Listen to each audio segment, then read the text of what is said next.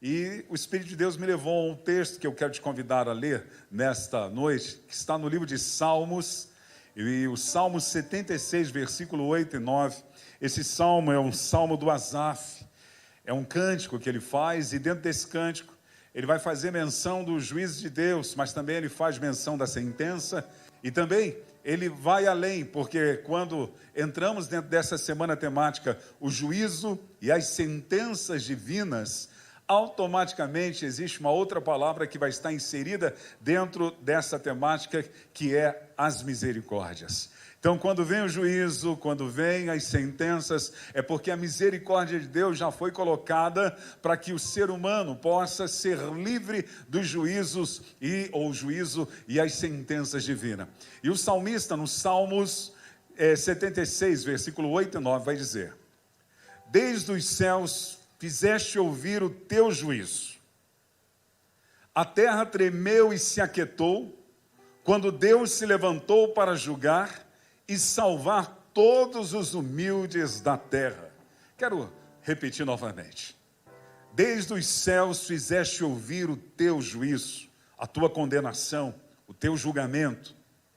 A terra tremeu e se aquietou, quando Deus se levantou para julgar e salvar todos os humildes da terra.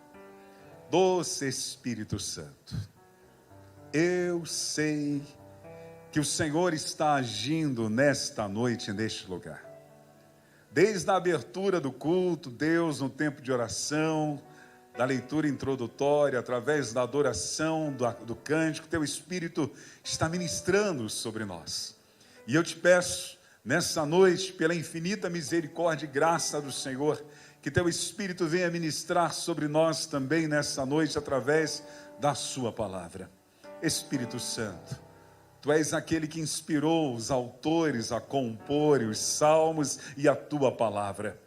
Tu és aquele que inspirou, Senhor Deus, os escritores cheios do teu Espírito, Senhor, trazer a revelação daquilo que estava no coração do Pai. Então, Espírito Santo, tu és o real intérprete da palavra. Venha trazer, Senhor, a interpretação daquilo que estamos sendo colocados a desfrutar como uma palavra de juízo, uma palavra de motivação, uma palavra de doutrinamentos nesta semana. Vem, Espírito Santo, fala ao nosso coração. Eis-me aqui, Senhor. Eu apenas sou um barro nas tuas mãos e peço que, como barro, o Senhor me faça um vaso de barro para edificar o teu corpo, porque eu mesmo, de mim mesmo, não tenho nada, a não ser aquilo que o Senhor ministrou ao meu espírito para compartilhar com a tua igreja nesta noite. Dependo de ti, tenho dependência e necessidade do Senhor agir. Vem, Espírito Santo, faz aquilo que só o Senhor é capaz de fazer. Faz aquilo que o homem não pode, faz aquilo que a mulher não pode, faz aquilo que só o Senhor é capaz de fazer. Eu oro na autoridade do nome que é sobre todos os nomes, no nome de Jesus. Posso ouvir um amém? Amém. Sente-se, por favor, em nome de Jesus.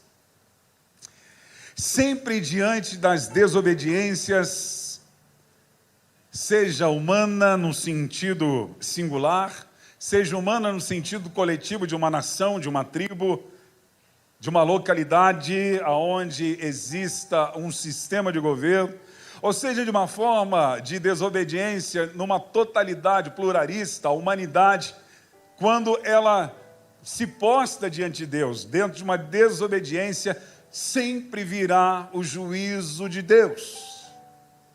O juízo de Deus é uma consequência da desobediência humana.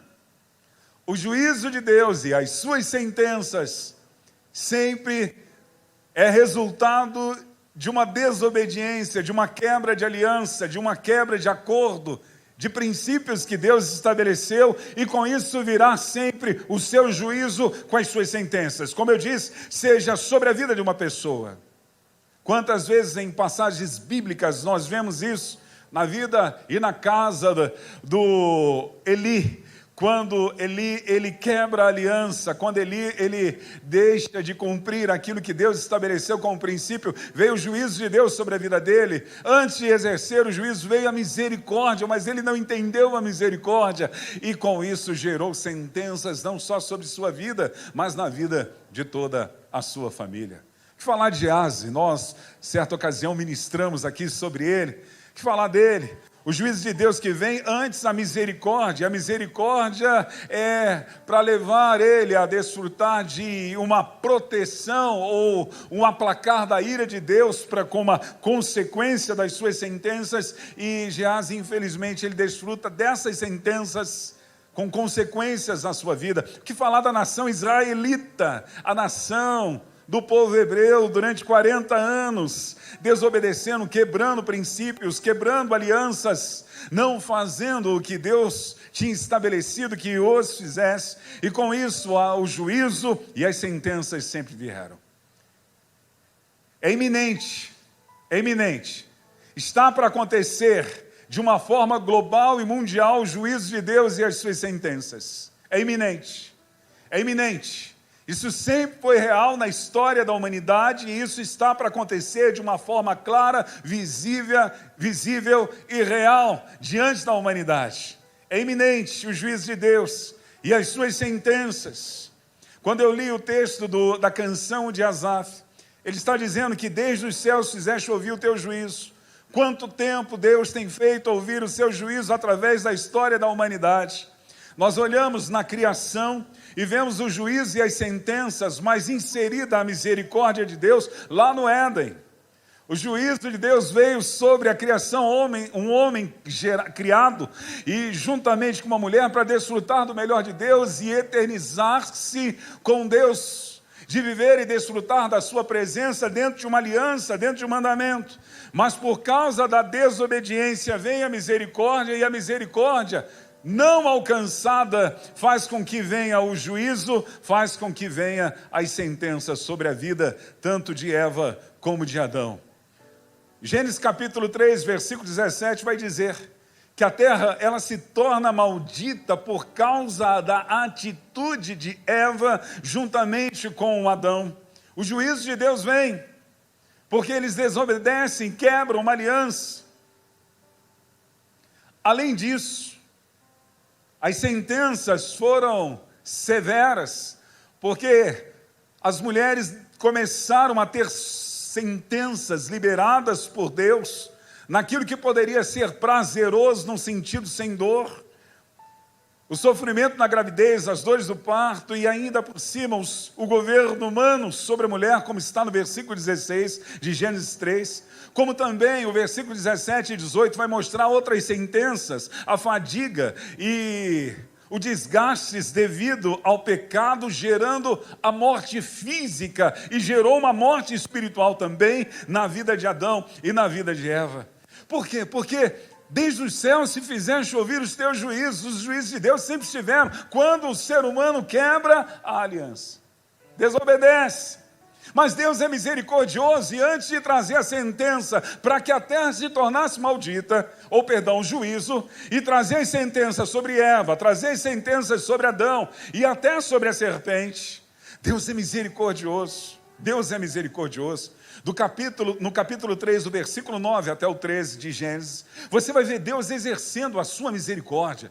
Você vai ver Deus dando a oportunidade a Adão e a Eva de arrependimento. Deus chega para Adão quando ele vem no entardecer do dia para estar com ele, e Adão se esconde, e o Senhor o chama, e você sabe a história. E Deus pergunta para Adão: Adão, quem te fizeste ver que está nu? Era a oportunidade de Adão dizer: olha, eu errei, era a misericórdia de Deus exercida para que Adão pudesse ter um arrependimento, e com isso a história poderia ser outra, ainda que houvessem consequências, mas a atitude de arrependimento poderia minimizar tantas coisas. Era a oportunidade de Adão, era a oportunidade de Eva. Depois ele vai para a mulher e pergunta para Eva: Eva, o que aconteceu? E Eva responde dizendo que a serpente A misericórdia de Deus é exercida antes do juízo e antes das sentenças. Deus é tão misericordioso, e você vê isso no jardim, que Deus veste de peles para cobri-los, com o sacrifício de animal, no versículo 21, para que eles pudessem ter uma oportunidade de viver aquilo que Deus iria institucionalizar isso dentro da lei, a oportunidade de ter um arrependimento, a transmissão do pecado para o animal, era a oportunidade de Deus mostrando a sua misericórdia, e não somente isso. Deus é tão misericordioso que Ele exerce a sua misericórdia no jardim, quando aparentemente a história da humanidade estaria agora sem esperança, sem um propósito de acontecer naquilo que Deus havia planejado. Deus ainda gera uma promessa dentro da sentença que Ele traz para Eva no versículo 15, dizendo sobre o plano da salvação através do descendente da mulher, que mudaria toda a história,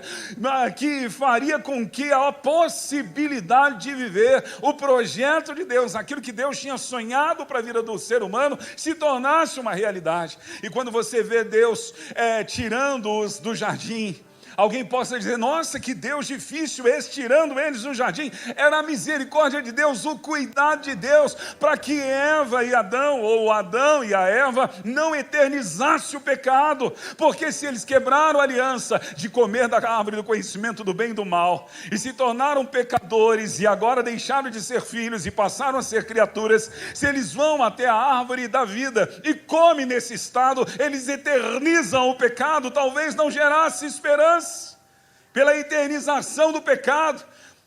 O Senhor agora põe em volta da árvore da vida uma espada flamejante, Ele põe querubins, e tem que tirá-los do jardim pela misericórdia, porque a história iria continuar. Então você vê um Deus misericordioso, que tem o seu juízo, tem as suas sentenças, mas Ele vai sempre trazer a sua misericórdia. Vamos ler lá em Lamentações, capítulo de número 3, versículo 21. Eu gostaria que colocasse na tela, por favor, na Nova Almeida atualizada, do 21 até o 26, diz assim: quero trazer à memória o que pode me dar esperança. As misericórdias do Senhor são a causa de não sermos consumidos, porque as suas misericórdias não têm fim. Diga comigo: as suas misericórdias não têm fim. Renovam-se cada manhã, grande é a tua fidelidade. A minha porção é o Senhor, diz minha alma, portanto esperarei nele. O Senhor é bom para os que esperam nele, para aqueles que o buscam. Bom é guardar a salvação do Senhor, isto é em silêncio. O que eu vejo dentro dessas lamentações de Jeremias num tempo delicado? Ele trazendo a realidade daquilo que é imutável em Deus, um Deus justo que sempre vai exercer as suas misericórdias, inclusive no tempo da graça. Se não fosse a misericórdia de Deus, nós já estaríamos ralados, fritos. Se não fossem as misericórdias que se renovam a cada manhã, nós estaríamos já cheios de dificuldades, com sentenças e consequências amargas na nossa vida. Mas o fato é que o salmista Asaf, ele diz: desde os céus fizeste ouvir o teu juízo. Nós vemos isso na criação, nós podemos ver isso na vida de pessoas, nós podemos ver isso em Israel, mas tem um outro exemplo que nos chama a atenção dentro do juízo, da sentença e da misericórdia. Quando Deus decide mandar um dilúvio sobre a terra, Ele vai trazer o seu juízo porque a terra se corrompeu, desobedecendo a Deus. Homens violentos, homens ingratos, uma geração corrompida, uma geração que excluiu Deus da sua sociedade, da sua vida, do seu dia a dia. Uma geração que excluiu o verdadeiro Deus, mas por outro lado trouxe uma prática politeísta, trazendo tudo que pudesse ser pagão, para que gerasse uma expectativa em um falso Deus. Além de tudo isso, havia o panteísmo também, falando que tudo era Deus. E com isso, quebraram uma aliança, desobedeceram, e o Senhor traz um juízo sobre eles. Gênesis capítulo 6, versículo 7 vai dizer: o Senhor disse: farei desaparecer da face da terra o ser humano que criei. Puxa, farei desaparecer da terra o ser humano que criei. Depois, o versículo 13, ele diz que eis que destruirei juntamente com a terra os seres humanos, tudo que havia, Deus iria destruir. Era juízo dele através de Noé, numa geração corrompida, e veio a sentença era o dilúvio. No versículo 17 de Gênesis 6 vai dizer, porque vou trazer um dilúvio de águas sobre a terra para destruir todo ser em que há fôlego de vida debaixo dos céus.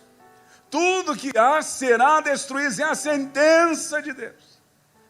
Mas Deus, Ele é misericordioso, e antes dEle exercer seu juízo, antes dEle exercer as suas sentenças, Ele vai gerar misericórdia, Ele vai dar oportunidade para o homem se arrepender, e ele continuar vivendo a sua história com Deus. Deus sempre vai te dar uma nova oportunidade, Deus sempre vai te levar ao local aonde o Espírito Santo vai te confrontar, para te convencer, a fim de que você mude a rota e se converta, e se arrependa, para que o juízo dEle não venha.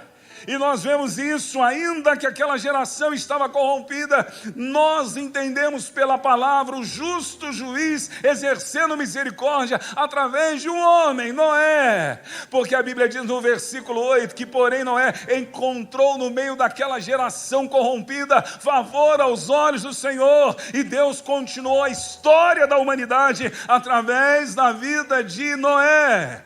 O versículo 18 de Gênesis 6 vai dizer, mas com você estabelecerei a minha aliança. Isso quer dizer o que? Não acabou, ainda que eu vou destruir a humanidade, eu amo o ser humano, e eu quero cumprir o meu propósito eterno na vida do ser humano. Eu estabeleço a minha aliança com você, Noé. A história continua, eu vou continuar fazendo a minha soberana vontade, eu vou continuar trazendo o meu amor e a minha justiça sobre o homem, porque eu vou continuar estabelecendo a minha aliança com você.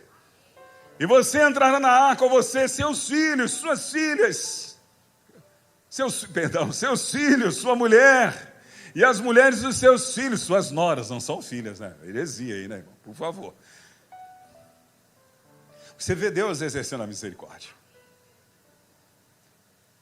Talvez estejamos vivendo em dias tão complicados, nós percebemos que é iminente o juízo de Deus, e o juízo e as sentenças divinas estão chegando, mas você vê Deus pela sua misericórdia.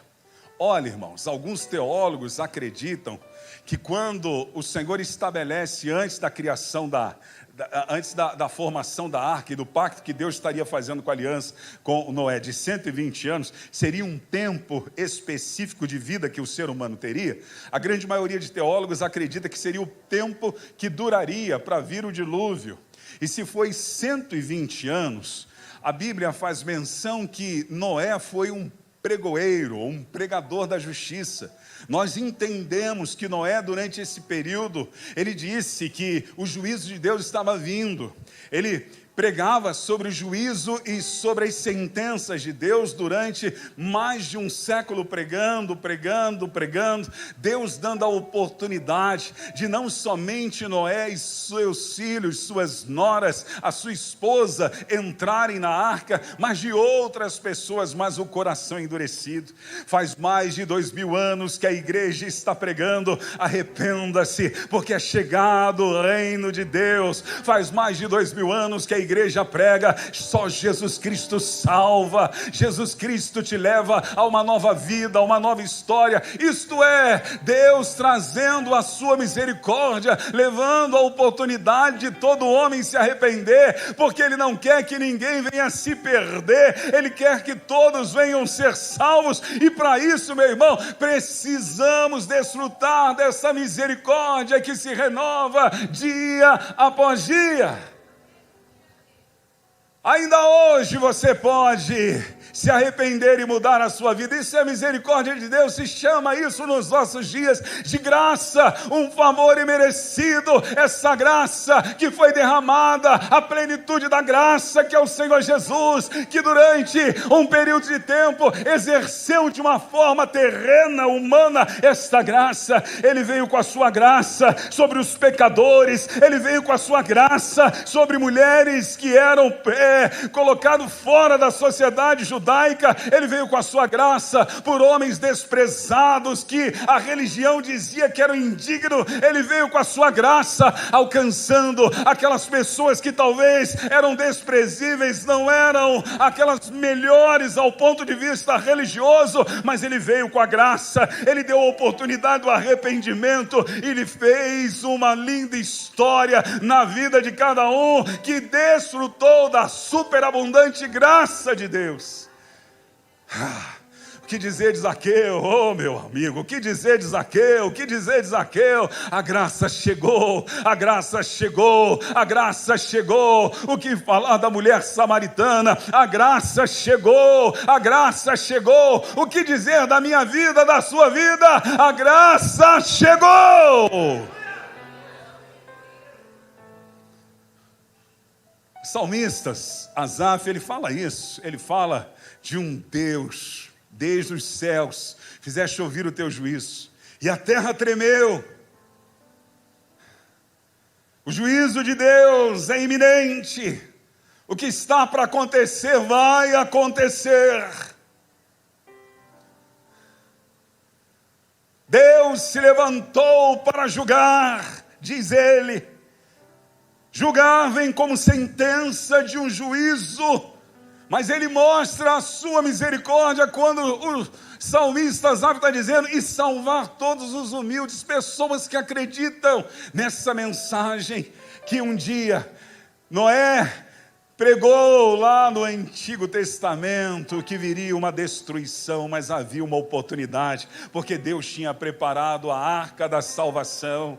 Hoje, meu irmão, ainda que tenha tantas coisas que estão para acontecer, há uma arca da aliança preparada para você, há uma arca preparada para você. A salvação está em Jesus, a vida está em Jesus. Ah, meu irmão, você pode estar protegido debaixo do sangue de Jesus contra a ira de Deus. A ira de Deus se revelará nesta humanidade, mas quando Jesus olha para pecadores arrependidos, marcados pelo sangue de Jesus, e mudando e vivendo mudanças de vida continuamente através do evangelho do reino, aplaca-se a ira de Deus. O sacrifício de Jesus, o sacrifício de Jesus aplacou a ira de Deus.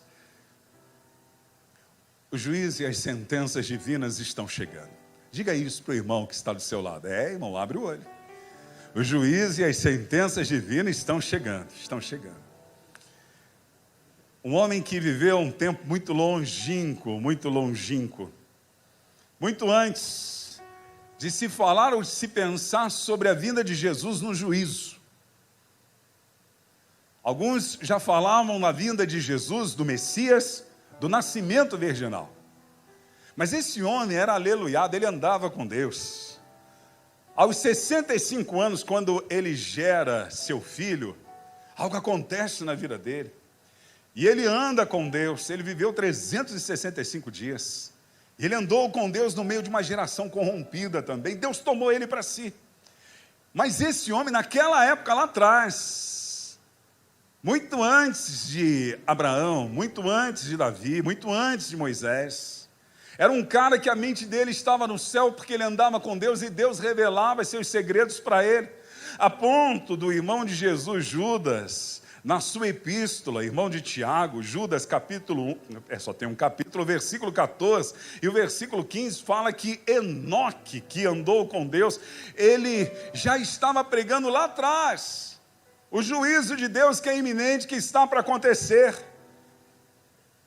A epístola de Judas, o versículo 14 diz assim, foi a esse respeito deles que também profetizou Enoque, o sétimo depois de Adão, dentro da escala de patriarcal, patriarcas. dizendo, olha o que ele dizia lá atrás, Enoque. Olha o que Enoque estava dizendo lá atrás, antes do nascimento virginal, antes de qualquer coisa, ele já estava vendo o quê? O juízo final, o juízo de Deus. Eis que o Senhor vem com milhares dos seus santos. Santos aqui é igreja arrebatada. Santos aqui não é como muitas das vezes a sociedade pensa em santos, que tem boca e não fala, tem olhos e não vê, tem ouvidos e não ouve. Aqui é um olhar de uma igreja que já foi arrebatada, que diz, eis que o Senhor vem com milhares de seus santos. Versículo 15. Para exercer juízo contra todos e para convencer todos os ímpios a respeito de todas as obras ímpias que praticam e a respeito de todas as palavras insolentes que os ímpios pecadores proferiram contra ele. Oh, meu irmão, ele já estava vendo que iria acontecer aquilo que é iminente, vai acontecer o juízo e as sentenças de Deus. Paulo escreve a sua carta à igreja em Roma, Romanos capítulo 1, versículo 18, vai dizer, a ira de Deus se revela do céu contra toda a impiedade e injustiça dos seres humanos que por meio da sua injustiça suprimem a verdade. A ira de Deus se revela dos céus. E o juízo virá. Mas não se preocupe, porque tem a misericórdia dele. Ou melhor, você tem que se preocupar. Você tem que aceitar o convite genuíno do Senhor sobre a humanidade. Essa é a graça, esse convite que pode mudar a sua realidade, a minha realidade. Porque é certo que nós vamos nos deparar um dia com o Senhor e teremos que prestar contas de tudo, de tudo, de tudo.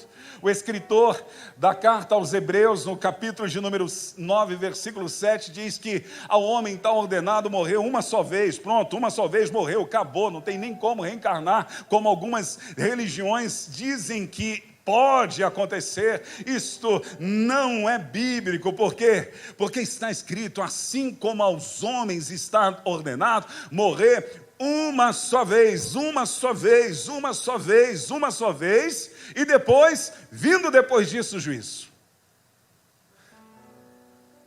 Ao homem está ordenado morrer uma só vez, vindo depois o juízo. Nós vamos nos deparar com Deus, todos nós. Um dia vamos nos comparecer, vamos estar diante do tribunal de Cristo, todos nós.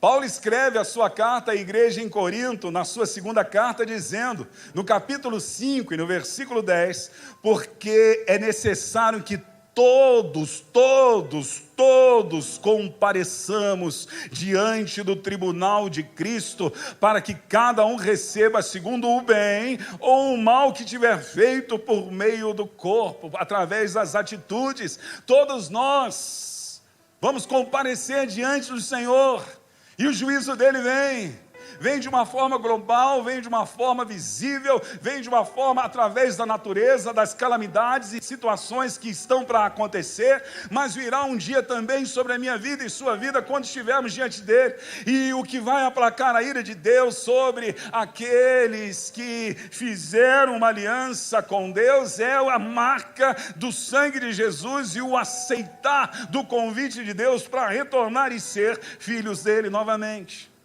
Passando pela porta, vivendo uma nova realidade em Cristo. Eclesiastes capítulo 3, versículo 17, Salomão escreveu, então eu disse a mim mesmo, Deus julgará o justo e o ímpio, porque há um tempo para todo o propósito e para toda a obra. Deus julgará, o juízo de Deus virá. Deus trará juízo a toda a obra que fizemos, irmãos. Deus, ele trará juízo a todas as obras que fizemos. O próprio Salomão, em Eclesiastes capítulo 12, versículo 14, vai dizer, porque Deus há de trazer o juízo de todas as obras, até as que estão escondidas, quer sejam boas, quer sejam más. Um dia diante dele, ele vai trazer a realidade, e nós vamos estar diante do Senhor, e as nossas obras serão reveladas. Tão bom ter a consciência tranquila pela graça de saber que estamos resolvidos em Deus. Porque quando estamos resolvidos em Deus, nós sabemos muito bem que Nenhuma condenação há para aqueles que estão em Cristo Jesus, que não andam mais segundo a carne, mas segundo o Espírito, que é vida, como escreveu Paulo à igreja em Roma, no capítulo 8, no versículo 1. Quando estamos resolvidos em Deus e desfrutamos da sua misericórdia, que se renova todos os dias, isso não nos causa medo nem pavor, porque estamos resolvidos em Deus. Estamos resolvidos. Nós precisamos parar e pensar o que estamos fazendo, o que estamos produzindo, como está o nosso dia a dia, porque Deus há de trazer juízo todas as obras, até as que estão escondidas. Seremos julgados pelas nossas palavras. Oh Deus, põe nos nossos lábios um sentinela, porque a ira muitas das vezes faz com que venhamos quebrar a unção de Deus sobre a nossa vida. Muitas das vezes nós quebramos tantas coisas que poderiam acontecer nas áreas da nossa vida, familiar, conjugal, ministerial, por palavras tão pesadas que às vezes saem dos nossos lábios. E segundo o Senhor Jesus, Ele nos ensina que nós seremos julgados até pelas palavras que falamos. Mateus capítulo de número 12, versículo 36 e 37 vai dizer: digo a vocês que no dia do juízo, que dia? No dia do juízo, as pessoas darão conta de toda palavra inútil que proferiram, porque pelas suas palavras você será justificado, e pelas suas palavras você será condenado. Nós precisamos atentar para isso. Ou a Bíblia é verdade, ou nós não estamos fazendo dela a verdade. Ela é a verdade. E a Bíblia diz que da minha boca e da sua boca sai vida ou morte, bênção e maldição. E a gente não leva isso a sério. E a gente precisa levar isso a sério. Fazer como o salmista diz: põe um sentinela nos meus lábios. Eu acho que se fosse lá no Rio de Janeiro, a gente ia dizer: põe um fechecler nos meus lábios. Aqui em São Paulo é zíper. É isso, mineirinho? É fechecler também? É ouro preto, sim. Zíper, porque pelas palavras que falamos, que abrimos portais espirituais, que tem liberdade de agir na nossa vida, seja o Espírito Santo ou seja a ação demoníaca. Agora, irmãos, a gente tem que ser resolvido em Deus, entender a graça ela te liberta, a graça ela tira a condenação e a acusação, a graça não permite que Satanás, o acusador dos nossos irmãos, ele não tenha direito legal de prevalecer sobre a nossa vida. Quando você entende a graça, você entende que o sangue de Jesus foi derramado pela sua vida, ainda você pecador, você entende que esse sangue te lava, te limpa, te torna mais alvo do que a neve. Você entende que isso faz com que você deixe de ser criatura e passa agora por uma regeneração e passa a ser um filho que vai viver numa santificação, esperando a glorificação de um dia você ter o seu corpo glorificado, tendo um corpo semelhante ao corpo do Senhor Jesus, um corpo incorruptível, santo, puro. Meu irmão, quando você tem isso na tua mente, que os teus pecados estão perdoados, que você está resolvido, nenhuma condenação, nada do diabo vai conseguir entrar na sua vida, ou entrar na sua mente, ou impedir de você viver o projeto eterno de Deus. Que o diabo vem para condenar.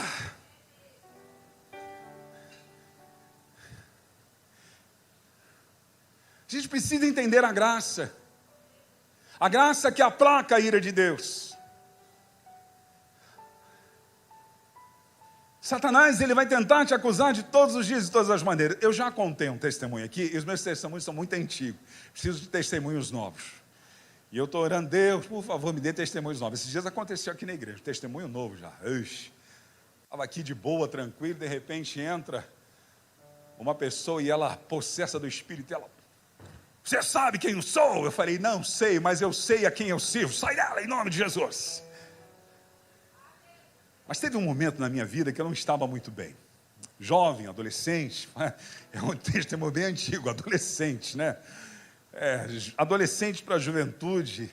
Eu tinha passado umas situações delicadas, não estava muito firme, estava com um pé lá e outro pé cá, e eu precisava de um encontro com Deus, e Deus me levou a esse encontro.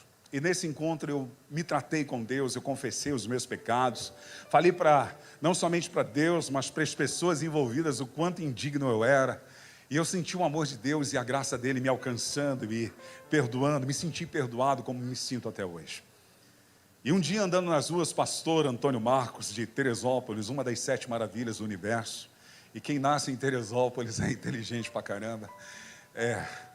E andando pelas ruas de Teresópolis, saindo, já era tarde, eu encontrei alguns amigos que eram de uma antiga igreja que eu servia a Deus, e era uma igreja na época tradicional, e eles estavam expulsando o demônio de uma mulher.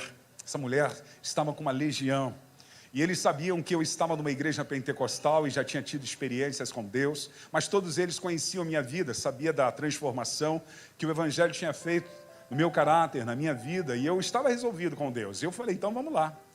E quando eu cheguei no quarto, havia várias pessoas em volta desta mulher, lendo um texto bíblico que esta mulher recitava, na verdade, os demônios que estavam nela. E quando alguém disse assim que tinham me convidado para orar pela vida dela, o demônio, ele amarrado na cama, no corpo daquela mulher, uma legião, levantou a cabeça, não dava para ver a bolinha preta dos olhos, mas as córneas tudo branco ali, aquela coisa. E ela olhou para mim e disse, ele que vai me expulsar? E deu aquela risada lá, pombagira, que alguns aqui sabem como é que é. E eu sempre fui careca, até os fios do meu cabelo da cabeça arrepiaram. E o diabo falou a verdade pela primeira vez, porque ele contou toda a minha vida para o pessoal. Botou os meus bofes para fora. Contou o que eu tinha feito. E ele disse, você não é digno de me expulsar. E aquilo ali, eu lembro que as pessoas que estavam no quarto olharam para mim, inclusive tem um tio que é da Igreja Batista, estava lá, falei o nome da denominação, ele olhou para mim, abaixou a cabeça e fez assim, eu olhei para o outro fez assim para mim, e eu pensei, vou sair. Quando eu estava saindo, sabe aquele dia que o Espírito Santo te pega, te move? O Espírito Santo veio ao meu coração e falou, para, você está resolvido comigo, você confessou seu pecado, você falou a verdade, se tratou e está vivendo uma nova vida com Cristo. Eu te dei autoridade para expulsar. Porque a legião ainda disse, você veio me expulsar, sou eu que vou te mandar embora. E me humilhando. E naquela hora que o Espírito Santo falou comigo, que eu viro e volto para orar pela pessoa, o demônio já viu alguma coisa sobre mim, porque no mundo espiritual eles veem, e a mulher começa a gritar, tira ele daqui, tira ele daqui, tira ele daqui. Os demônios começaram a gritar, e eu falei naquela noite, já início de madrugada, e disse, demônio, você falou a verdade, mas teve algumas coisas que você não disse que eu preciso falar para você. E quando eu falei isso, ela gritava com gritos absurdos, e mandava me tirar de lá de dentro, e eu disse, você esqueceu de falar que tudo isso que você disse é a verdade, mas que eu confessei os meus pecados, e o sangue de Jesus Cristo me purificou, e me tornou uma nova criatura, e me deu autoridade para expulsar. E o Espírito Santo ainda me fez falar mais para aqueles demônios, quando eu disse assim, eu tenho perdão, eu disse para ele, mas você está condenado à eternidade. Quando eu falei isso, irmãos, parece que a cama pegou fogo, aquela coisa toda, e o Espírito Santo veio e me deu autoridade, através do nome de Jesus, expulsamos aquele demônio, o Senhor expulsou, repreendeu, a mulher voltou normal. Agora, por que isso aconteceu? Porque você entendeu a graça, um pecado confessado, arrependido, não mais vivido, não mais praticado, Deus não se lembra mais, Ele faz com que isso não mais seja lembrado, meu irmão. Quando você lembra de uma situação é para causar dor, mas para saber no sentido que Deus te perdoou e você não mais vai praticar. As cicatrizes vão ficar, mas as cicatrizes estão ali só para trazer uma memória, mas a memória maior é você trazer na sua mente aquilo que te dá esperança, e o que te dá esperança no meio do juízo, da condenação, é o sacrifício derramado do sangue do Cordeiro no Calvário pela sua vida. Xarabacandarabá chorobocondarabaê, chorobô choromanaíra malachai. Aleluia, é graça abundante, é graça abundante, é graça abundante que nos livra da condenação do pecado, meu irmão, da acusação de Satanás. Irmãos, glória a Deus, temos que entender o que Jesus fez. Agora todos nós um dia vamos estar diante do Senhor com as sentenças divinas. Vai ter um grande tribunal um dia nos céus. E esse tribunal nos céus, todos nós estaremos juntos. E a Bíblia diz que seremos julgados pelo livro e pelos livros. Irmão, leva a sério, viu? Leva a sério. Leva a sério. Porque alguns querem trazer espiritualização dos livros. Porque o livro e os livros, o livro a gente já sabe que é o livro da vida. Alguns querem dizer que é um livro de história, um livro de registro. Mas nós só seremos absolvidos ou condenados através da revelação que nos foi dada como mandamento. Eu só posso ser condenado quando eu transgrido uma lei. E aonde estão os mandamentos do cristão que terão parâmetros para nos julgar? A palavra. E Apocalipse capítulo 20, do versículo 11 ao 15, vai dizer: vi um grande trono branco e aquele que está sentado nele. A terra e o céu fugiram da presença dele e não se achou lugar para eles. Vi também os mortos, os grandes e os pequenos, que estavam em pé diante do trono. Então foram abertos, no plural, livros, ou os livros, abertos livros. Ainda há outro livro, aí ele faz menção, o livro da vida foi aberto. E os mortos foram julgados, segundo as obras, conforme estava escrito nos livros. Conforme estava escrito nos livros. É aqui que vai ser o parâmetro, quando Deus vai nos dar orientação daquilo que Ele nos mandou, daquilo que Ele nos orientou, daquilo que Ele disse. Nós seremos julgados. Situações como, de repente, liberar perdão parece tão insignificante, parece bobo, mas o Senhor nos ensinou sobre isso. E um dia no livro vai estar lá, você diante de Deus, eu diante de Deus, e seremos julgados por Ele. De amar o próximo, de não julgarmos, de sermos pacificadores, misericordiosos, pobres de espíritos. Meu irmão, seremos julgados pela palavra. O nosso nome estará no livro da vida, eu creio e profetizo isso sobre nós, mas nós vamos ter que dar conta dos livros. Isso aqui, meu irmão, é muito mais do que um livro de história, é muito mais do que um livro de geografia, isso aqui é muito mais do que um livro de filosofia ou de autoajuda, isso aqui é muito mais do que um livro de engenharia, de matemática. Isso aqui é a revelação de Deus para a humanidade, isso aqui é a palavra de Deus, isso aqui é a palavra de Deus. É por isso que na capa da tua Bíblia está dito: Bíblia é sagrada. Ela é sagrada porque é a voz de Deus para a humanidade, é aquilo que Deus diz, é assim diz o Senhor, através da sua palavra. É através da sua palavra que conhecemos a nova história da humanidade, através do propósito eterno de Deus. É através da palavra que reconhecemos a misericórdia de Deus, é através da palavra que reconhecemos o amor e a graça de Deus, é através da palavra que entendemos o que está no coração de Deus em relação à humanidade. Isto não é um livro comum, isto é a palavra genuína de Deus.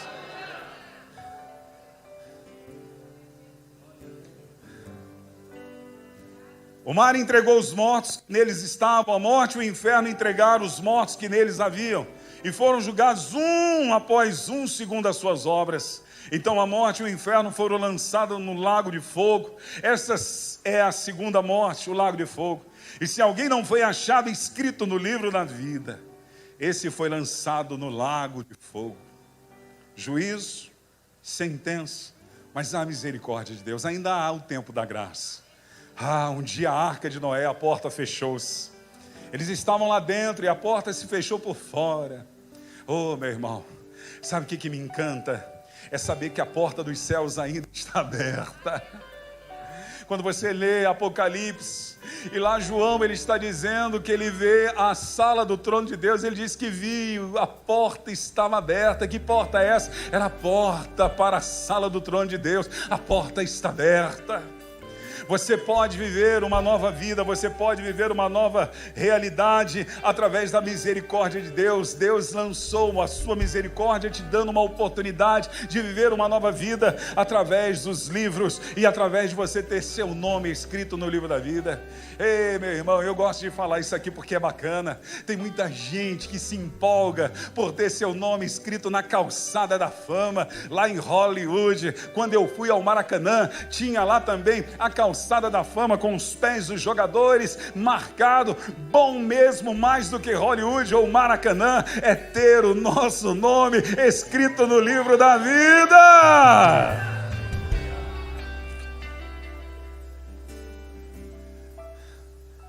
A misericórdia dele, Deus te deu algo. Deus te deu algo. Aproveite, não faça como aqueles ouvintes de Noé que fecharam o coração. João capítulo 3, versículo 16 ao 18, vai mostrar a graça de Deus, a sua misericórdia, dizendo: porque Deus amou as pessoas de tal maneira que deu o seu Filho unigênito. Deus te amou e deu o seu Filho unigênito. Quem Deus amou você? Quem Deus amou você? E o que Ele fez para demonstrar esse amor? Ele deu o que Ele tinha de melhor, o seu Filho unigênito. Para quê? Para que todo aquele que nele crê não pereça, mas tenha vida eterna, Versículo 17 vai dizer: porque Deus enviou o seu Filho ao mundo, não para que condenasse o mundo, não. Ele não veio para te condenar, mas para que o mundo fosse salvo, as pessoas fossem salvas por Ele. Versículo 18: quem nele crê não é condenado. Se você crê e traz os seus ensinamentos como estilo de vida e não como uma religiosidade para a sua vida, você não será condenado. Você vai estar diante do tribunal, vai estar diante do Senhor, mas há um sangue, há um justo mediador, advogado, que são dois: o próprio Jesus, o nosso advogado, e o Espírito Santo. Nós temos dois mediadores, nós temos dois que estão intercedendo pela nossa vida. Jesus está assentado à direita de Deus, intercedendo por nós. Ele é o nosso advogado, mas nós temos aqui na terra o Espírito Santo, o Paracleto, que também intercede por nós. Você não precisa ser condenado, basta abrir teu coração para Jesus e desfrutar da misericórdia dele, porque o juízo vem e as sentenças estão aí. Irmão, eu sei, nós queremos ser esperançosos com a sociedade, nós queremos ser esperançosos com o mundo, mas quem é pregador da palavra e conhece a palavra, sabe que os dias serão piores, os dias serão ruins, e a única coisa que pode te manter, você e a sua família, dentro de uma estrutura que vai ser protegida, não vai ser arrancada desse mundo, a não ser que venhamos nos deparar com a morte, ou ele venha, mas que estaremos passando dentro de uma proteção, dentro de uma guarda dele, é o Senhor Jesus. É através do Evangelho do Reino. Apocalipse capítulo 22, versículo 12 e 13 vai dizer: eis que venho sem demora, e comigo está a recompensa que tenho para dar a cada um segundo as suas obras. Eu sou o Alfa, eu sou o Ômega, o primeiro e o último, o princípio e o fim. Agora, a responsabilidade de viver a misericórdia de Deus é sua. Há dois caminhos, você escolhe. Hoje, há algumas pessoas que escolheram um outro caminho. Jesus fala de dois caminhos em Mateus capítulo 7, versículo 13. Ele vai falar de um caminho que a porta é larga e a porta é larga e espaçoso o caminho. Ele vai falar sobre essa. Hoje tem um monte de gente dentro dessa porta larga e no espaçoso caminho, pulando o carnaval, festejando a sensualidade, a pornografia, o sexo livre, cantando aquela música ninguém é de ninguém, vale tudo, vale pegar todo mundo. Oh, meu irmão, há pessoas querendo isso, viver a porta larga. Há pessoas que não estão nem aí para Deus, vivendo nesse caminho espaçoso, sendo dono da sua própria vida, governando a sua vida como eu. Não, meu irmão, não faça isso, porque o juízo vem. Há uma outra porta, ela é estreita. O caminho é apertado. A porta é estreita. Vai ter renúncias.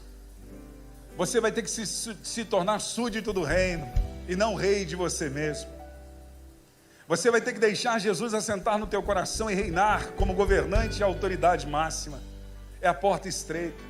Tem que renunciar a tudo que tem, amar a Jesus acima de qualquer coisa e se arrepender dos seus pecados.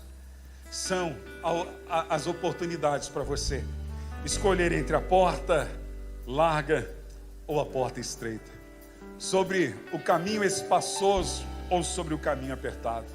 O fato que o caminho apertado é Jesus, mas é uma estrada boa e iluminada, é uma estrada que Deus ele vai à tua frente. O interessante é que às vezes a gente não entende isso. Deus é o mesmo que vai à frente, mas Ele é a minha retaguarda, Ele é a minha sombra direita, Ele é a minha esquerda, Ele é o que sustém e sustenta os meus pés, Ele é sobre mim, então eu estou protegido, porque João, capítulo 10, versículo 9, Jesus disse: eu sou a porta, se alguém entrar por mim, será salvo, entrará, sairá e achará pastagem. Ele é a porta é Jesus, a esperança é Jesus que vai aplacar a ira de Deus sobre esta humanidade, é Jesus que pagou um preço pela sua vida. Ninguém fez o que Jesus fez, Ele é a porta. Ninguém se tornou homem, um Deus se tornar homem como Jesus. Buda não fez isso, Maomé não fez isso, Kardec não fez isso, ninguém fez o que Jesus fez. Um Deus que se tornou homem, que teve uma vida perfeita e irrepreensível, fez uma grande obra, morreu pelos nossos pecados, ao terceiro dia ressuscitou e foi exaltado, mas tem uma promessa: Ele voltará. Depende da sua escolha, de qual porta você entrará ou qual caminho você já está. Eu quero convidá-los a se levantarem, por favor, em nome de Jesus. Vem, Espírito de Deus, vem, Espírito de Deus.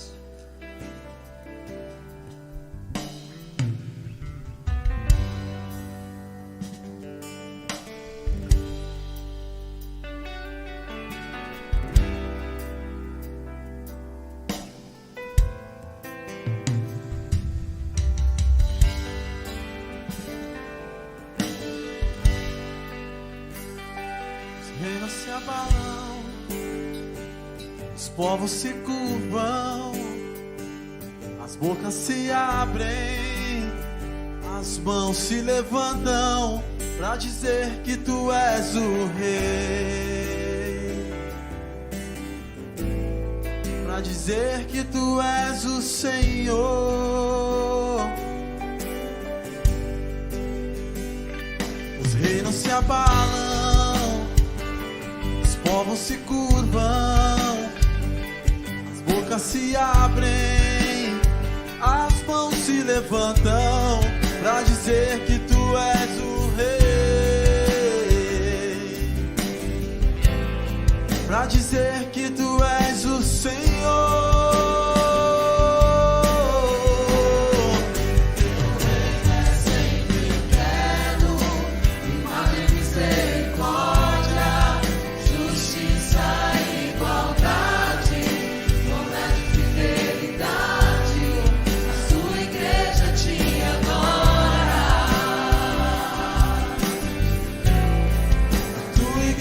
Te adora, Senhor, teu reino é sempre eterno, finado em misericórdia, justiça e igualdade, bondade e fidelidade, a tua igreja te adora, a tua igreja te adora. Quem sabe aqui ou nas redes sociais exista alguém que quer mudar a sua realidade, viver uma nova vida e uma nova história. Talvez você esteja aqui nesta noite, você vai ser alvo do meu convite que farei para você.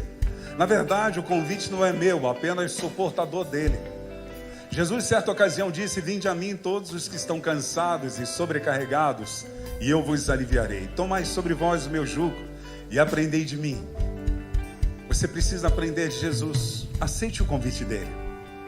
Quem sabe você está aqui nessa noite ou nas nossas redes sociais e você sabe que você está na porta larga, no caminho espaçoso.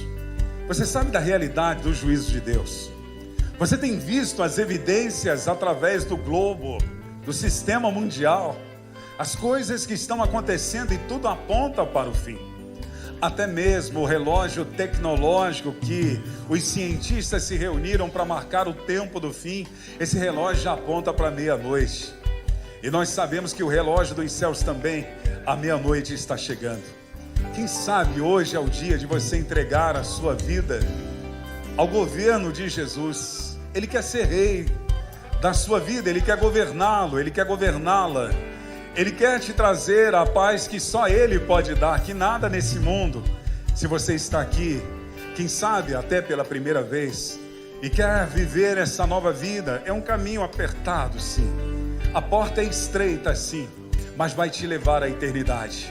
Mas vale viver um caminho apertado aqui, desfrutar na eternidade. Aqui é só uma fração de tempo e minutos. Quanto tempo viveremos? O teu corpo físico, ele tem um prazo de validade. A morte vai chegar se Jesus não voltar antes. Para onde você vai? E quando você morrer, que você estiver diante do juízo de Deus, como será? A graça, ela nos alcança. Talvez você esteja aqui dizendo: pregador, você não sabe da minha vida, eu já fiz tantas coisas. Eu tenho chegado até aqui debaixo de tantas coisas erradas que eu já cometi. Hoje é o dia de você parar com tudo isso. Hoje é o dia do sangue de Jesus te lavar e te mudar, para que Satanás e seus demônios não tenham nenhum direito legal sobre a sua vida, e para que nenhuma condenação entre em você.